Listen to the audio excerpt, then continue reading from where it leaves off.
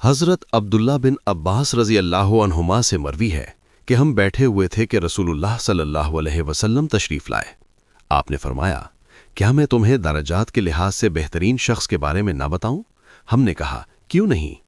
وہ آدمی جو اللہ کے راستے میں گھوڑے کا سر یا گھوڑا تھامے ہوئے ہے۔ آپ نے فرمایا، کیا میں تمہیں اس شخص کے بارے میں نہ بتاؤں جو اس کے قریب ترین ہے؟ ہم نے کہا، جی ہاں اے اللہ کے رسول۔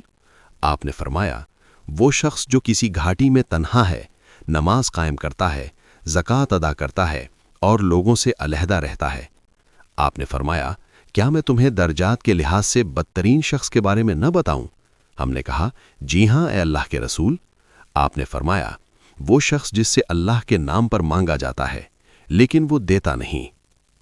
حضرت عبداللہ بن عباس رضی اللہ عنہما سے مرفوعاً مروی ہے کہ آپ صلی اللہ علیہ وسلم نے فرمایا، کیا میں تمہیں جنتی لوگوں کے بارے میں نہ بتاؤں؟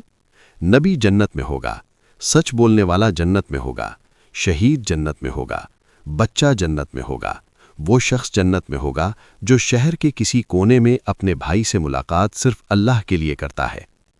تمہاری بیویاں بھی جنت میں ہوں گی جو اپنے شوہروں سے بہت زیادہ محبت کرنے والی، زیادہ بچے جننے والی اور بار بار شوہر کی طرف آنے والی ہوں گی۔